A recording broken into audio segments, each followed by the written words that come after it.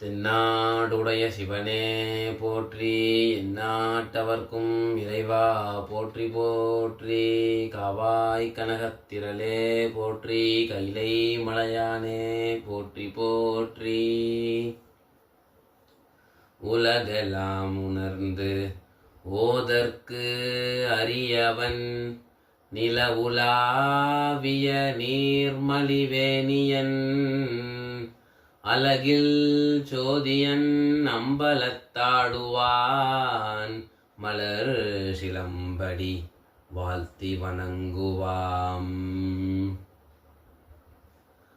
பால் நினைந்தூட்டும் தாயினும் சாலப்பறிந்து,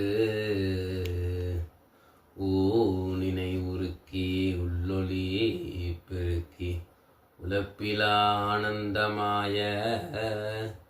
தேனினை சொரிந்து புறம் புறம் தெரிந்த செல்வமே சிவபெருமானே, யான் உன்னைத் தொடர்ந்து சிக்கன பிடித்தேன், எங்கெழுந்தருளுவது இனியே. இந்த சிவராத்திரி புண்ணிய காலத்தில் எல்லாம் வல்ல இறைவனாகிய சிவபெருமானோட கருணையே சிறந்தது. அவரோட கருணை அவர் என்னென்ன கருணை நமக்கு பண்ணியிருக்கார் அப்படிங்கிறத ஒரு சின்ன பதிவாக பார்க்கலாம். வணங்கத்தலை வைத்து வார் கடல் வாய் வாழ்த்த வைத்து, இனங்கத்தன் சீரடியார் கூட்டமும் வைத்து எம்பெருமான், அணங்கொடு அணித்தில்லை அம்பலத்தே ஆடுகின்ற குணம் குறப்பாடினாம் பூவல்லி கொய்யாமோ. இந்த பாட்டே நம்ம நன்றி சொல்லணுங்கிறதுக்காக தான். வணங்க தலை வைத்து, இன்னைக்கு எத்தனையோ பேருக்கு கண்ணு தெரியாமல், காது கேட்காம, வாய் பேச முடியாமல், கை கால் ஊனமாக இல்லாமலாம் இருக்குது. அவங்களுக்கும் இறைவன் கூடிய சீக்கிரம் குணமாக்கணும்னு பிரார்த்திப்போம். நமக்கு ஆரம்பத்துலேருந்தே அப்படிலாம் ஒன்றும் இல்லாமல் வச்சுருக்காரு இல்லையா? அதனால் இந்த தலை நல்லா இருக்கு. நம்ம என்ன பண்ணணும் அப்படின்னா, தலையே நீ வணங்காய் தலைமாலை தலைக்கணிந்துன்னு திருநாவுக்கரசர் பாடின மாதிரி, இந்த தலையோட கடமை என்னன்னா இறைவனை வணங்கிறது. வணங்க தலையை வைத்து வார்கடல் வாய் வாழ்த்த வைத்து, இந்த வாய்ங்கிறது எதுக்கு இருக்குன்னா அவரோட திருவடியை வாழ்த்துறதுக்கு தான் இருக்குது. நம்ம நல்லா பேசுகிறோம், செய்கிறோம், சாப்பிட்றோம், எல்லாம் பண்ணுறோம். அப்படி இருக்கும்போது இந்த வாய்க்கு நாம் வாயால் என்ன நன்றி செலுத்த முடியும் அப்படின்னா அவரை பாட முடியும். இனங்கத்தன் சீர் அடியார் கூட்டமும் வைத்து, ஏதோ தன்னந்தனியாக விட்டுட்டு லோன்லினஸ், டிப்ரெஷன், யாருமே இல்லைன்னு ஃபீல் பண்ணலாம் இல்லாமல், தன் சீர் அடியார் கூட்டம், தன்னோட அடியார்களோட கூட்டத்தை நம்ம கொடுத்துருக்கார். நம்ம பழகிறதுக்கு ஒரு சர்க்கிள் கொடுத்துருக்கார். இது ஒரு கருணை. எம்பெருமான் அணங்கோடு அணித்தில்லை அம்பலத்தை ஆடுகின்ற, அணங்குனா பெண், பார்வதி தேவியோட அணித்தில்லை அம்பலத்து சிதம்பரத்துல நர்த்தனம் ஆடுறாராம். இத்தனையும் கொடுத்த அந்த வள்ளல், அந்த கருணை கடல், குணம் குற பாடினாம் பூவல்லி கொய்யாமும், அப்பேற்பட்ட அவரோட பெருமையை பாடணும் அப்படின்னு சொல்றார். கருணைனா எது கருணை அப்படின்னா எல்லாமே கருணை தான். அதாவது ஆக்குவாய் காப்பாய் அழிப்பாய் அருள் தருவாய் அப்படின்னு சொல்லியிருக்கார். உன்னை அவர் படைக்கிறாருன்னா அது கருணையால, உன்னை காக்கிறாருன்னா கருணையால, அழிக்கிறாருனாலும் கருணையால. நம்ம ஏதாவது தப்பு பண்ணாலும் நம்மளை அம்மா அப்பா திட்டுறா கண்டிக்கிறானா, ஏன் நம்ம மேலே கோபம் கிடையாது. இப்படி இவன் தப்புலேருந்து திருந்தி இவன் நல்லவனாக வரட்டும் அப்படிங்கிறதுக்காக தான். அப்படி அதுவுமே அவர் கருணையால் தான் பண்ணியிருக்கார். எல்லாத்தையுமே அவர் கருணையாக தான் பண்ணுறார். திருவாச்சகத்தில் எடுத்தோம்னா அதோட ஓவரால் அர்த்தம் என்ன அப்படின்னா, எல்லாம் சொல்லுவா இறைவன் கருணை செய்தார், இறைவனிடமிருந்து கருணை வந்தது அப்படின்லாம் சொல்லுவா. ஆனால் மாணிக்க வாசகர் என்ன சொல்றார் அப்படின்னா, கருணைன்னு ஒரு பொருள், அதனால செய்யப்பட்டவன் இறைவன் அப்படிங்கிறார். அது கருணையே உருவானவர்.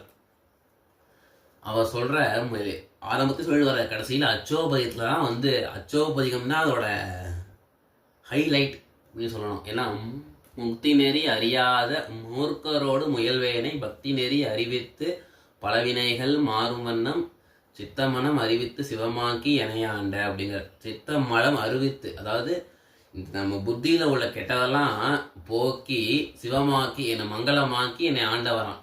எதுக்கு நான் முக்தி நெறி அறியாது மூர்க்கரோடு முயல்வேனை. எது உருப்பறத்துக்கு வழி, மேன்மையான முக்தி அடைய வழி எதுன்னு தெரியாம அவங்க கூடயும் அவன் சண்டை போட்டு இருக்கோம். அவனெல்லாம் பிடிச்சி உட்கார வச்சு பக்தி நெறி அறிவித்து, இங்கே வாப்பா ஒழுங்கா இரு, பக்தி பண்ணு, நல்லவனா வாடு இப்படின்னு நமக்கு அட்வைஸ் பண்ணி, நமக்கு டீச் பண்ணி, நமக்கு அதை அனுகிரகம் பண்ணி வாழ வச்சாராம். இது ஒரு கருணை அப்படிங்கிறது மாணிக்க வாசகர் சொல்கிறார். நெறியெல்லாம் நெறிதன்னை நெறியாக கொள்வேனை சிறுநெறிகள் தேராமே திருவருளே சேரும் வண்ணம் சொன்ன வெந்நீர் அணிவித்து அப்படிங்கிறார். எது சரி எது தப்பு எது நியாயம் தர்மம்னே தெரியாமல் இதுக்கு நான் திரிவேனை சிறுநெறிகள் சேராமல் அல்பமான விஷயத்துலலாம் நம்மளை சேர விடாமல் திருவருளே சேரும் வண்ணம் நல்ல விஷயத்துலேயே நம்ம சேர்த்து வச்சு யாருன்னா குறி ஒன்றும் இல்லாத கூத்தன் கூத்தை எனக்குங்கிறார். அதாவது நிர்குணமான பிரம்மம், குறி ஒன்றும் இல்லாத கூத்தன் யாரு, நான் நிர்குண பிரம்மம்னு சொல்லிவிட்டு நடராஜர்னு சொல்கிறார். அந்த நிர்குண பிரம்மம் தான் நடராஜராக நமக்கு புரிய வச்சார் அப்படிங்கிறார். எதேனா அவரோட கருணை எப்பேற்பட்டது அப்படின்னா, யாரையும் திருத்திடுவார், யாரையும் காப்பாற்றுவார். சாக்கிய நாயனார்னு ஒருத்தர் இருந்தார். நம்மலாம் பூவால் அர்ச்சனை பண்ணுவோம், அவர் கல்லால் அடித்தார் சுவாமியை. மறவாது கல்லெறிந்த சாக்கியருக்கு அடியேன்னு சுந்தரம் புகழ்ந்து பாடுறார். அதை அந்த சாக்கிய நாயனாரையும் திருத்தி பணி கொண்டு அவருக்கும் அருளினார் இல்லையா. திருநாவுக்கரச பெருமானோட சரித்திரம் பார்த்துட்டு வரோம். அதில் முதல்ல பார்த்தது என்ன, அவர் சமண மதத்தில் இருந்தார் அப்படின்னு. அதையும் திருத்தி பணி கொண்டார். அவர் வைத்த வழியை கொடுத்தார். ஏன்னா அதான் ஒரு சின்ன பனிஷ்மெண்ட்டை கொடுத்து திருத்தி நம்மளை காப்பாற்றினார். ஒரு அம்மா நமக்கு லட்டுவும் தரா மாத்திரையும் தரா. லட்டு ஏன்னா நம்ம ஆசைப்பட்டு கேட்டதுனால, மாத்திரை அதில் நம்ம லட்டு ஸ்வீட்னு நமக்கு வந்த காய்ச்சலை போக்குறதுக்காக அப்படி பண்ணார் இல்லையா. சுந்தரரை அவர் இந்த ஸ்திரீகள் மேலே கல்யாணம் பண்ணிக்க ஆசைப்பட்டு பூமிக்கு வந்துவிட்டார். என்ன பண்ணுன்னு கேட்டபோது, நானே உன்னை காப்பாற்றுவேன்ப்பா அப்படின்னு காப்பாற்றுறார்.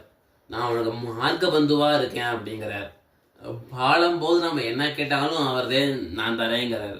உனக்கு கல்யாணம் ஆனமா இங்கே வா, குழந்தை பிறக்கணுமா இங்கே வா, வேலை கிடைக்கணுமா வா, உனக்கு காசு பணம் வேணுமா வா. சுந்தரர் போகிற இடத்துல போகிறா எனக்கு இந்த காசு வேணும், ஃபேமிலி எக்ஸ்பென்ஸுங்கிறார், காசு தரார். ஞான சம்பந்தருக்கு பால் கேட்டார், கொடுத்தார். அதாவது ஒவ்வொன்றும் நம்ம எதை கேட்டாலும் இறைவன் தரார். நம்ம நல்லதான் கேட்கணும். வேண்டத்தக்கது அறிவோயினி வேண்ட முழுவதும் தருவோயினி அப்படின்னு திருவாசகத்தை சொல்கிறார் மாணிக்க வாசகர். எனக்கு என்ன தேவைன்னு உனக்கு தெரியும், எனக்கு என்ன கொடுக்கணும்னு தெரியும். நான் எதை ஆக்டிவிட்டிஸ்ன்னு கேட்டு இருந்துப்பேன். அப்படி என்னை கேட்க விட்டுறாத. நீயே எதுவும் நல்லதோ அதை எடுத்து பண்ணு அப்படிங்கிற. முதல்ல அந்த நல்ல புத்தியை நமக்கு கொடுக்குறார்.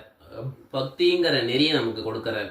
காலையில் எந்திரிச்சோமா, சாப்பிட்டோமா, தூங்கினோமா, இங்கே ஊசிச்சினோமான்னு இல்லாமல் காலையில் எந்திரிச்சதுலேருந்து நம்ம ஒவ்வொரு விஷயத்துலையும் எந்திரிச்சோமா, எந்திரிச்சோடனே கடவுளை தியானம் பண்ணணும், பிரார்த்தனை பண்ணணும் அப்படின்னு அப்படி ஆரம்பித்து ஒவ்வொன்றுலையும் நமக்கு அவரோட நினைவை தராரே, அதுவே பெரிய இது இல்லையா. நெஞ்சம் உமக்கே இடமாக வைத்தேன் அப்படிங்கிறார் நாவுக்கரசர்.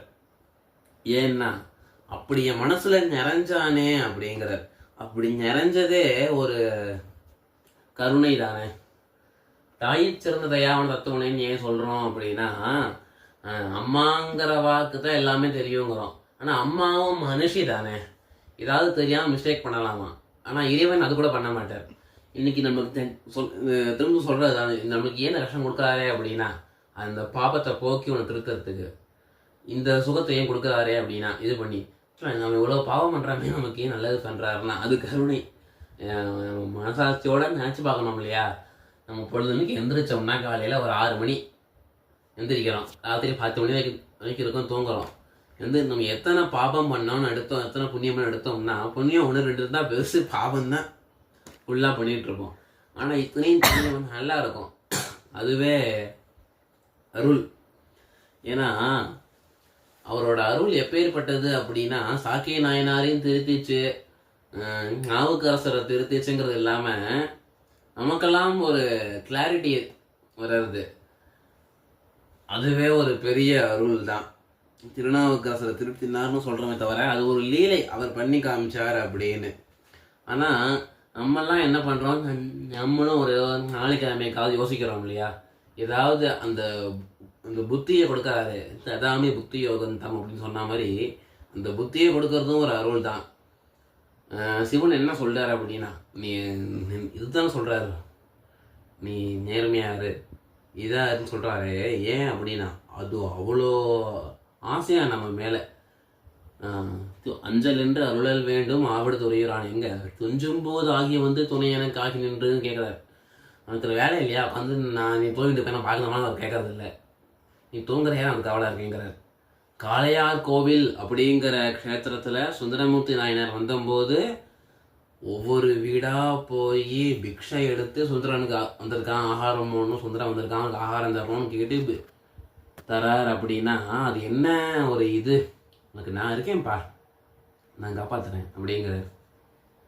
இப்படி ஒவ்வொரு விஷயத்துலையும் நம்ம அவரோட அருள் தான் எல்லாமே அப்படிங்கிறத புரிஞ்சுக்கணும். திரு அங்க மாலைங்கிறது அருமையான பதிகம் திருநாவுக்கரசரோடதில். தலையே நீ வணங்காய் தலைமனை தலைக்கணிந்து மூக்கே நீ உணராய் முதுகாடு உரை முக்கண்ணனை. எங்க மூக்க கூட சொல்கிறார். அந்த இறைவனோட இதை தான் நீ மூக்க நுகரணுங்கிறார். கோவிலில் போனால் பில்வத்தோட வாசனை விபூதியோட ஸ்மெல் தான் நீ நுகரணுங்கிறார். வாயே வாழ்த்து கண்டாய் அப்படிங்கிறார். இன்னும் இது கை கால் கூப்பி தொழில் அப்படிங்கிறார். கையே காலை உனக்கு என்ன வேலை, கையை என்ன வேலைன்னா அவனுக்கு சுவாமியை கும்பிட்றதா வேலை, காலை என்ன வேலைன்னா கோவிலுக்கு போகிறதா வேலை, அடியாருக்கு தொண்டு செய்கிறதா வேலை, அடியாருக்கு அடியார் பக்தராய் படிவார் எல்லாருக்கும் அடியேன் பரமனையே பாடுவார் அடியாருக்கும் அடியேன் அப்படிங்கிறார்.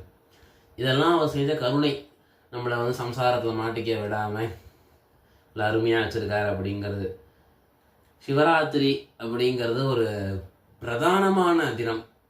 இன்னைக்கு ராத்திரி தூங்காமல் இருக்கணும்னு சொல்கிறாளே, வெறும் தூங்காமல் இருக்கணும் என்ன பண்ணணும்னா, தூங்காமல் வந்து சினிமா பார்த்துட்டு இருந்தேன் பேசிகிட்டு இருந்தேன் இல்லாமல் இந்த கருணையிலான்னு நினச்சி பார்க்கணும். அதுக்கு தான் தூங்காமல் இருங்கிறா. இப்போ விரதம்னா சாப்பிடாமல் இருன்னா, ஏன்னா அந்த ஆகாரங்கிறது வந்து நம்ம புத்தியை தூண்டுறதுனால தான் சாப்பிடாமல் இருங்கிறா. இதோட ஒவ்வொன்றோட பிரயோஜனம் என்ன அப்படின்னா, அவரோட கருணை நினச்சி பார்க்கணும் அப்படிங்கிறது. இணையார் திருவடி என் தலைமையில் வைத்ததுமே துணையான சுற்றங்கள் அத்தனையும் விட்டொழிந்தேன் அப்படிங்கிற அந்த மாணிக்கவாசகர் தன் திருவடியை வந்து சிவன் என் வயலை வச்ச அப்போ எல்லா கஷ்டமும் நீங்கிடுத்த அப்படிங்கிற அது அவரோட கருணை. இத்தனை பண்ணுறாரே, கடைசியில் என்னன்னா நம்ம செத்து போயிட்டோம் அப்படின்னா கூட காதில் வந்து ராமநாமா சொல்கிறார். சிவோ ராம ராமேதி ராமேதி காஷ்யாம் அப்படிங்கிறார். பார்வதி கேட்கும் போதே சொல்கிறார், ஸ்ரீராம ராம ராமேதி ரமே ராமே மனோரமே அப்படிங்கிறார். எப்படி ராமராமன் சொல்லிட்டு அப்படிங்கிற ராமராமத்தை தான் உபதேசம் பண்ணுறார். அவரே கையில் ஜபமாலை ஜபிச்சுட்டு இருக்கார். என்னென்னா ராமராமா ஜபிச்சுட்டு இருக்கார். இப்படி நமக்கு வந்து இத்தனையும் உபதேசம் பண்ணுறார். கிருஷ்ணாமூர்த்தி அப்படின்னா என்னன்னா அதுவும் ஒரு உபதேசம், ராமநாமா ஜபம் பண்ண அப்படிங்கிற. இப்படி எல்லாமே நம்ம ஈலி எறும்புலேருந்து பிரம்மா வரைக்கும் நம்ம செயல்படுற ஒவ்வொன்றும் அவரோட கருணையினால அப்படிங்கும்போது தாய் சிறந்த தயாவான தத்துவனேங்கிறது அந்த வார்த்தையோட ஆழம். ஆயிற்கிடையாய் கிடர்ந்த அடியேற்கு தாய் சிறந்த தயாவான தத்துவனே. நான் யோசிச்சுட்டு இருந்தேன் பைத்தியமா இது மாதிரி. நான் ஏன் பல நாளும் நினைப்பின்றி மனத்துணை பேயாய் தெரிந்தெய்தேன் பிறலாக அருள் பெற்றேன் அப்படிங்கிறார். ஏன்னா ஏதோ சுற்றிட்டு இருந்தேன் பண்ணிட்டு இருந்தேன் ஒன்றும் கிடையல.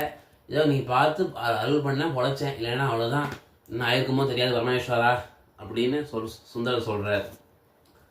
இப்படி ஒவ்வொன்றும் அவரோட கருணையினால் நடக்கிறது அப்படிங்கிறத நம்ம புரிஞ்சு தினமும் அவரோட கருணையை நினச்சி நன்றி சொல்லணும். நன்றி சொல்கிற என்ன பண்ணலாம், தேங்க்ஸ் டு காட் அப்படின்னு சொல்கிறாரு. Thank to god, thank god சொல்கிறது பிரச்சனை இல்லை, தினமும் சிவசிவா அப்படின்னு சொல்லணும். ராமராமா எவ்வளோ முடியுமோ, எத்தனை நேரம் முடியுமோ ராம ராம ராம ராம ராம ராம ராம சிவ சிவ சிவ சிவ சிவ சிவ சிவா இப்படி பண்ணுறது தான் நம்மளோட கடமை அப்படிங்கிறத இதில் நான் அடியேன் தெரிவிச்சுக்க விரும்புகிறேன். இப்படி பகவானோட கிருப்பையை உணர்ந்து எல்லாரும் அதுக்கு ஏற்ற மாதிரி நடந்து சிவ சாயுஜ்யத்தை அடையணும் அப்படின்னு பிரார்த்திச்சுக்கிறேன். நம பார்வதி பதயே ஹர ஹர மகாதேவா.